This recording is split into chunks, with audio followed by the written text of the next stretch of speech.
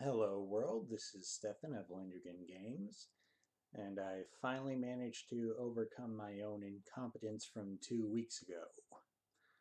Simply put, I misspelled the void header. For those of you who don't know programming in MonoDevelop, it's pretty simple to explain. While MonoDevelop will jump on you for misspellings and bad grammar and lines of code, it's not going to harass you over the headers.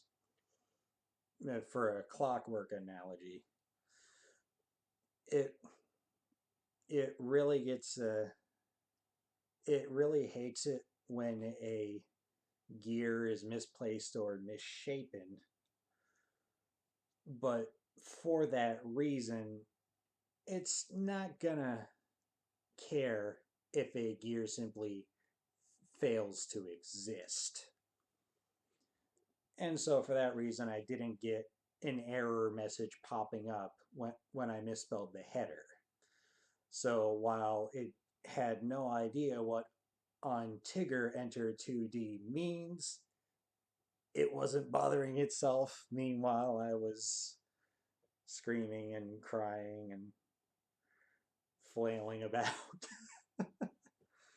But as you can see, that's all now sorted out. I now have the valiant knight walking up to the Minotaur and stopping when he reaches the Minotaur. Yeah, so it feels like a nice juicy update this week. All right, now for the ramble. Of course, today's ramble is brought to you by the absolute controversy surrounding Cuphead's difficulty and people complaining about other people getting overjoyed about finally getting a hardcore game. And it is one. Let's not pretend that hardcore is inherently good or bad. It's a label with a reasonably concrete definition. That being, if you want to get the best experience out of this game, get good. For the rest of this ramble, I want to get just a couple things out of the way. Namely, the extremes on both sides of the conversation.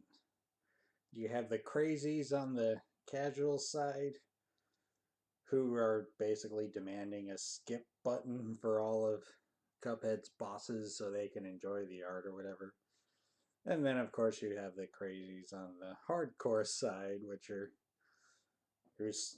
who would uh, not inconceivably swear that it's due to the dirty casuals that we lost all challenge in Hamtaro Rainbow Rescue. Now, both extremes are ridiculous, so I'm just going to ignore them. Instead, I want to just present a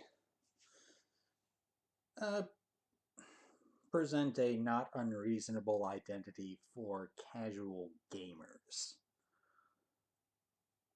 especially when talking about hardcore versus casual. Yeah, it's I'm giving a generous face for it, but it happens often enough that it's not over optimistic. And basically the way I'm determinedly seeing casuals is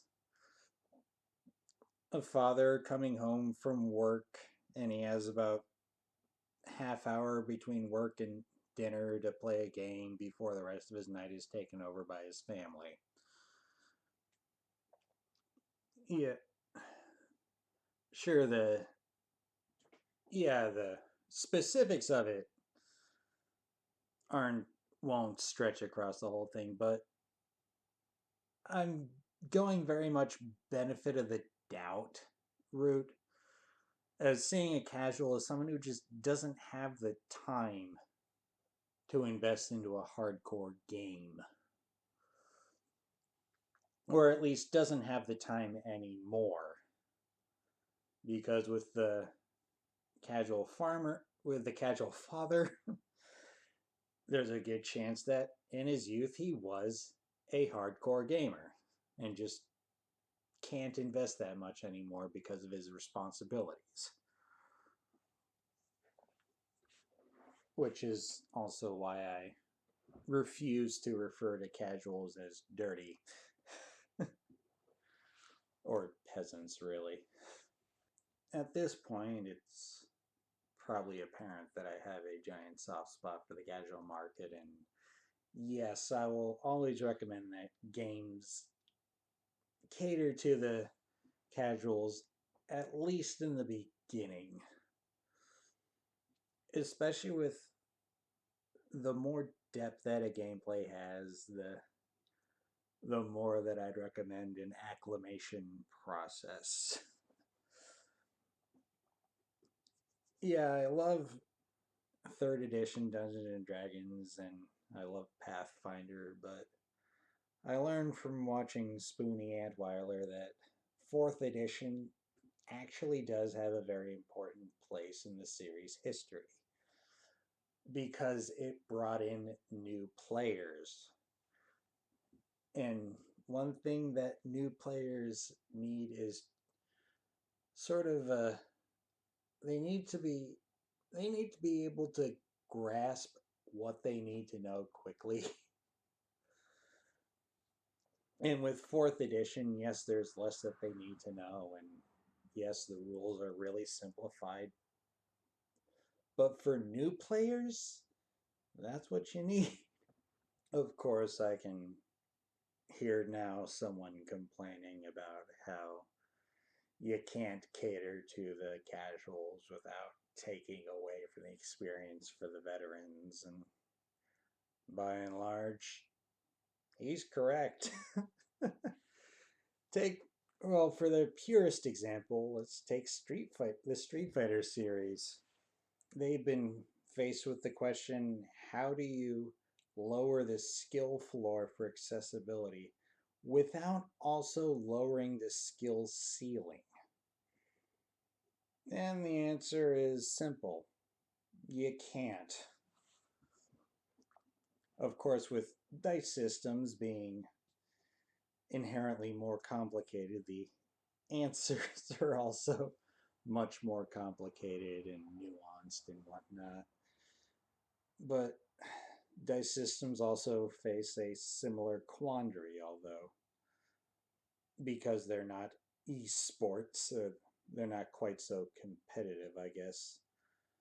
They do have viable answers for how do you introduce a new player to a complicated dice system, and how do you keep a veteran player still interested in a simple dice system?